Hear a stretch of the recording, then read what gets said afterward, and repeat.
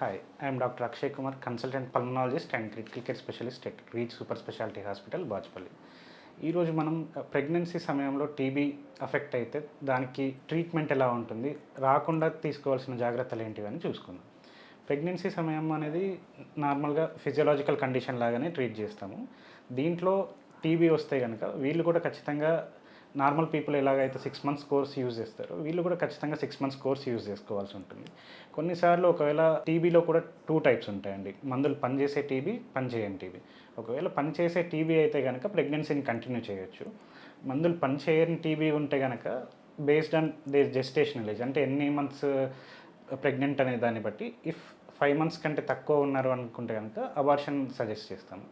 5 months కంటే ఎక్కువ ఉంటే కనుక based on risk benefit ratio చూసుకొని దాని బేసిస్లో ఏది బెటర్ సూటబుల్ డ్రగ్స్ ఉంటాయో అవి ప్రిస్క్రైబ్ చేస్తాం. దీంట్లో కొన్నిసార్లు మందులు పనిచేసే టీబీ అయితే కనుక దాంతో బేబీ పైన పెద్దగా సిగ్నిఫికెంట్ రిస్క్స్ ఏవి ఉండవు. కాకపోతే పుట్టిన బేబీకి కూడా కొన్నిసార్లు ప్రొఫైలాక్సిస్ లాగా ఇవ్వాల్సిన అవసరం ఉంటుంది. ఈ మందులు పనిచేయని టీబీ అయితే కనుక కొన్నిసార్లు డెలివరీస్ దాకా కూడా కంటిన్యూ అవ్వకపోవచ్చు ప్రెగ్నెన్సీస్. కొన్నిసార్లు కాంప్లికేట్ అయ్యి మధ్యలో అబార్షన్స్ కూడా అయ్యే ఛాన్సెస్ ఉంటాయి.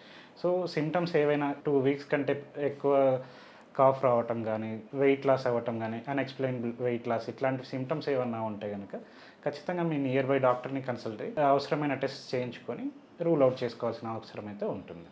Thank you.